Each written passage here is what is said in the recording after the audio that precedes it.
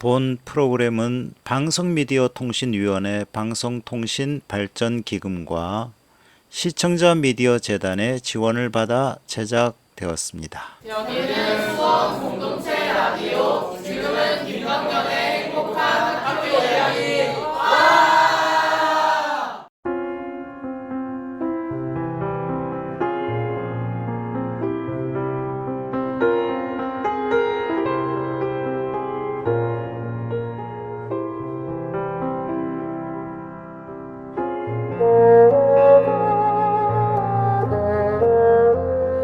기억이 흐려진다는 건 참 두려운 일이죠. 이름도 얼굴도 사랑하는 사람들의 목소리도 조금씩 멀어질 수 있으니까요.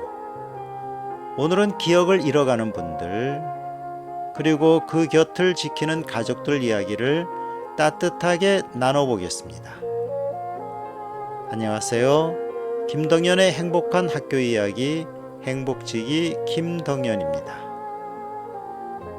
오늘 첫 곡은 2020 시민합창 노무현 대통령과 함께 부르는 상록수입니다. 서로의 어깨를 토닥이며 함께 버텨보자고 말해주는 노래죠.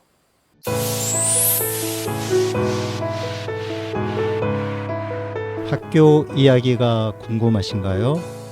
김덕년의 행복한 학교 이야기.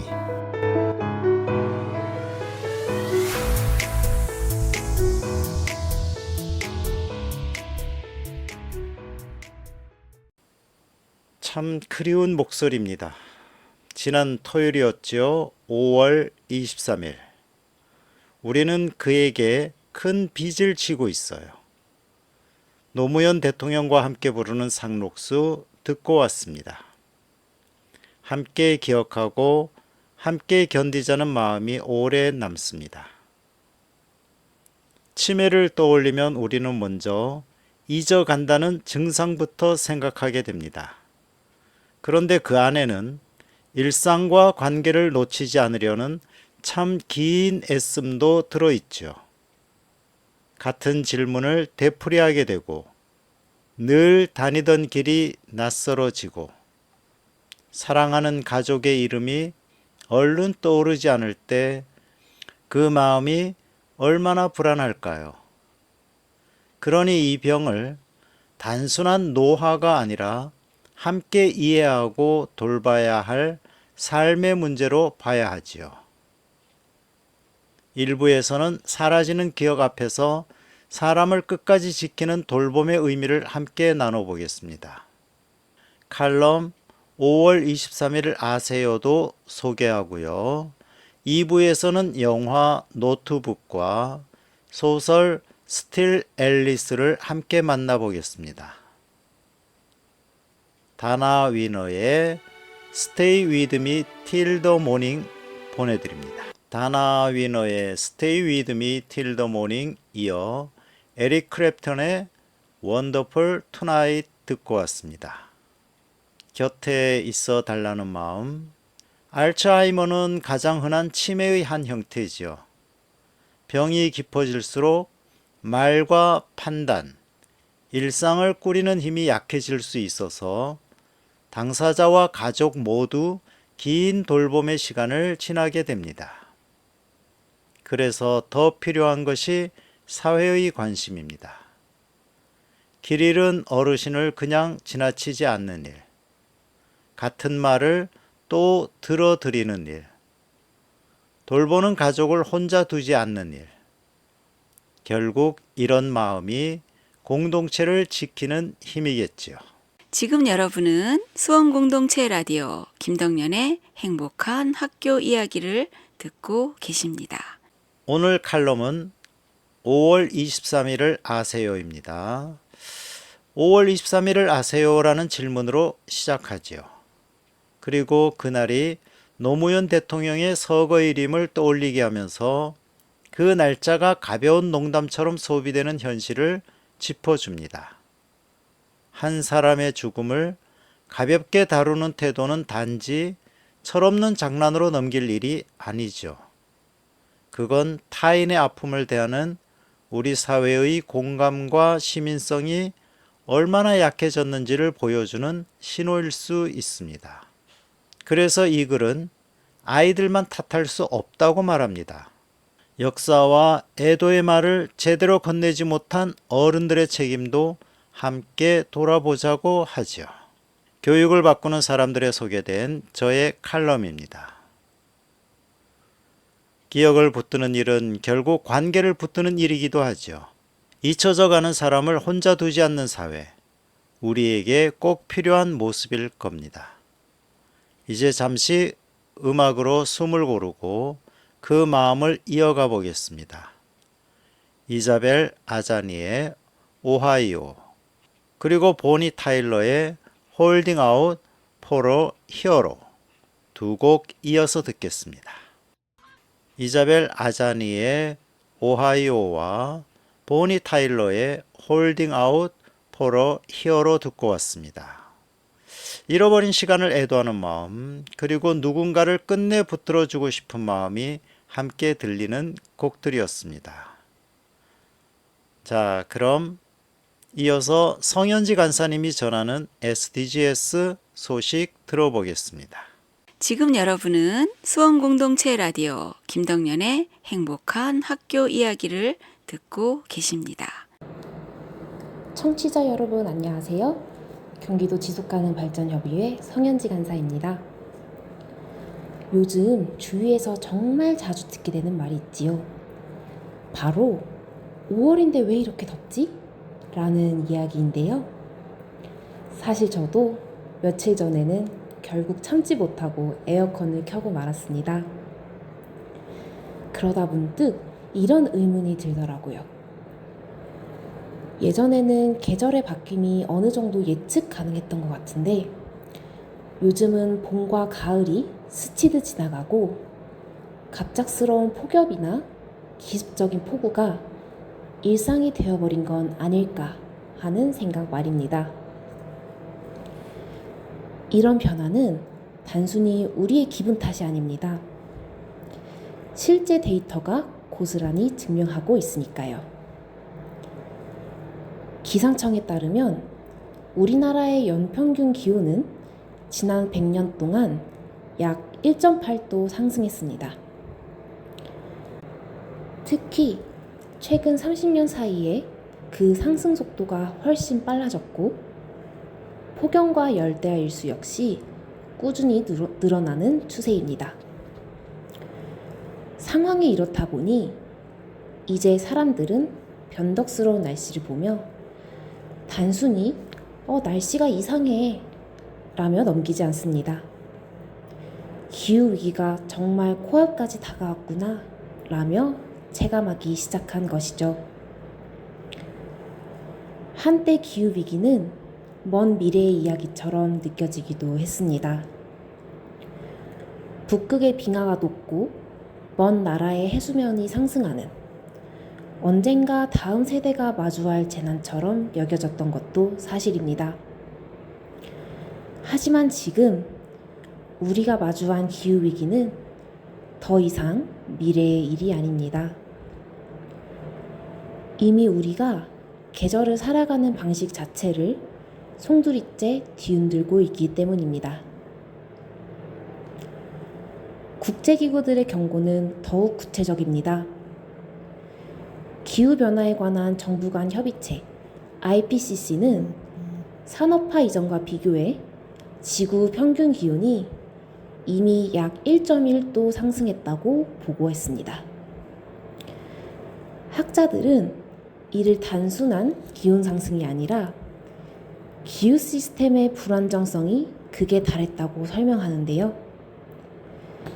즉, 평균 온도가 조금 오른 게 문제가 아니라 날씨의 변동폭이 너무 커져서 예측 자체가 불가능한 방향으로 요동치고 있다는 뜻입니다.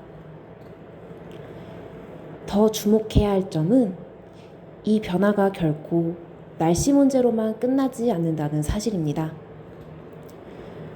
기후변화는 농업 생산성과 식량 가격, 에너지 소비를 넘어 노동 환경과 사회적 불평등에까지 깊숙이 연결되어 있기 때문입니다.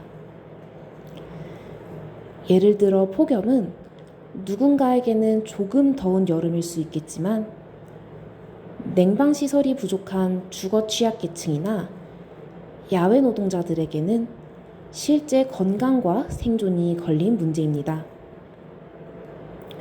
우리가 기후위기를 환경 문제를 넘어 사회 정의의 문제로 바라보아야 하는 이유가 바로 여기에 있습니다. 이 지점에서 우리는 지속가능 발전 목표 SDG를 다시 한번 떠올리게 됩니다. 흔히 기후위기라고 하면 목표 13번인 기후행동만 생각하기 쉽지만 사실 기후위기는 건강과 복지, 지속가능한 도시, 불평등 감소 등 거의 모든 목표와 촘촘하게 얽혀 있습니다. 사회 전체의 구조적 모순을 고스란히 드러내는 복합적인 문제니까요. 그래서 최근에는 단순히 탄소를 줄이는 온실가스 감축을 넘어 기후 회복력이라는 개념이 중요하게 대두되고 있습니다. 오늘도 함께 들어주셔서 감사드립니다. 경기지속협의 성현지 간사였습니다. 빌리 홀리데이의 I will be singing you, 마이클 볼튼의 When a man loves a woman 까지 듣고 왔습니다. 빌리 홀리데이의 I will be singing you는 오늘 소개할 영화 노트북 도입부에 나오는 OST인데요. 엔딩 곡으로 지미 듀란트의 같은 곡명이 소개되기 때문에 여기서 먼저 들려드렸습니다. 이제 2부에서는 영화 노트북 그리고 리사 제노바의 소설 스틸 앨리스를 함께 만나보겠습니다.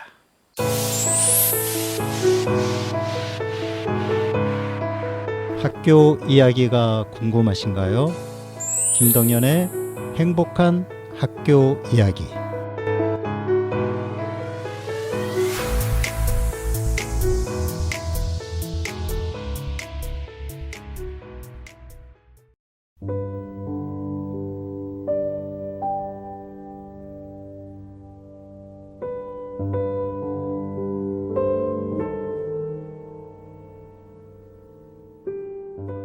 영화는 노인 요양원에서 시작됩니다. 한 노신사가 치매에 걸려 기억을 잃어가는 할머니에게 오래된 노트 한 권을 읽어주기 시작합니다. 그가 읽어주는 이야기는 1940년 여름 시부룩이라는 작은 마을의 이야기로 거슬러 올라갑니다.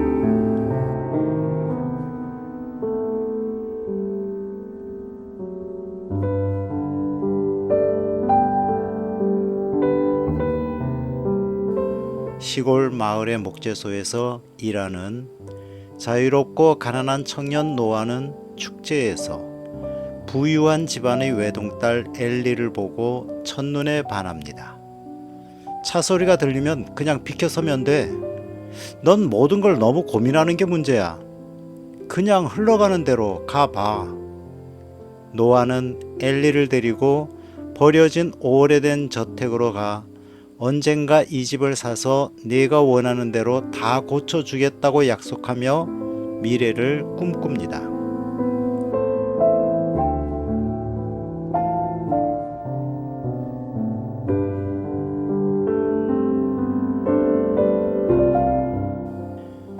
엘리의 부모님은 가난한 노아를 절대 용납하지 않습니다.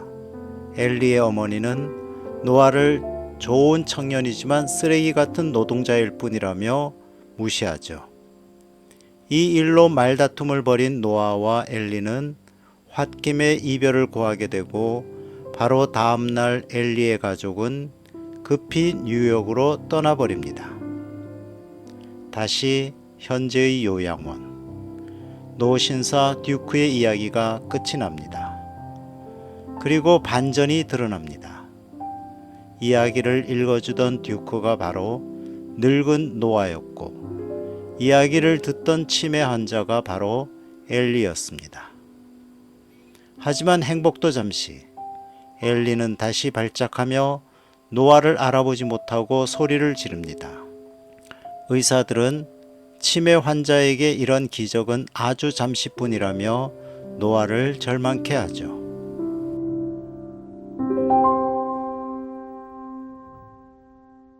오늘 소개할 영화는 노트북입니다. 오래된 사랑 이야기를 읽어주는 장면으로 시작하죠. 그래서 젊은 날의 사랑 영화로 기억되지만 더 깊이 들어가면 기억이 흐려지는 시간 앞에서도 끝까지 곁을 지키는 사랑을 보여줍니다. 이어서 들으실 두 곡은 영화 노트북 OST Always and Always, 그리고 지미 듀란트의 I will be singing you 보내드립니다. 지금 여러분은 수원공동체 라디오 김덕년의 행복한 학교 이야기를 듣고 계십니다. 이번에는 함께 읽을 책을 소개해 드리겠습니다. 오늘 영화와도 잘 이어지는 작품인데요. 리사 제노바의 소설 스틸 앨리스입니다. 언어학 교수 앨리스 하울랜드가 비교적 이른 나이에 알츠하이머 진단을 받으며 겪는 변화를 섬세하게 따라갑니다. 또렷하던 기억이 조금씩 흐려지고 말과 일정, 익숙한 길까지 놓쳐가는 과정이 아주 현실적으로 그려져 있어서 우리는 병보다 먼저 한 사람의 두려움과 존엄을 느끼게 됩니다. 이 소설이 깊게 남는 건 알츠하이머를 단지 비극으로만 다루지 않기 때문입니다. 기억이 희미해지는 순간에도 남아있는 자존감과 사랑, 존재의 가치를 끝까지 보여주지요. 그래서 스틸 앨리스는 환자 당사자의 마음을 이해하고 싶은 분들, 또 돌봄이 무엇을 지켜주는 일인지 생각해 보고 싶은 분들께 오래 남는 책입니다. 한 사람을 끝까지 한 사람으로 대한다는 게 무엇인지 여러분도 한번 천천히 생각해 보시면 좋겠습니다. 오늘 함께한 영화 노트북, 소설 스틸 앨리스는 서로 다른 방식으로 기억과 사랑 그리고 돌봄의 의미를 들려주었습니다.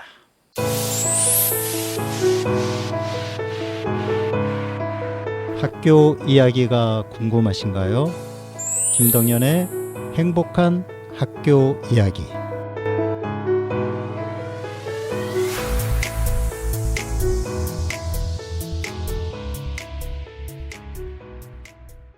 기억이 사라진다는 건 참 아픈 일입니다.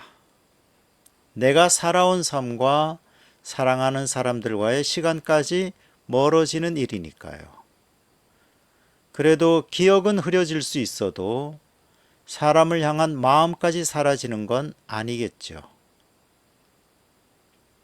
그래서 우리는 더 천천히 기다려주고, 더 다정하게 이름을 불러주고, 더 오래 곁에 머물러야 합니다.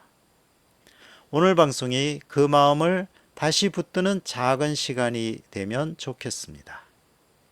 마지막 곡 장필순의 제비꽃 들려드리겠습니다. 조용하지만 오래 남는 보랏빛 같은 마음으로 오늘 하루를 한 번 더 돌아보는 시간 되면 좋겠습니다. 행복학교 오늘은 여기까지입니다. 오늘도 행복이 여러분 곁에 오래 머물기를 기도합니다.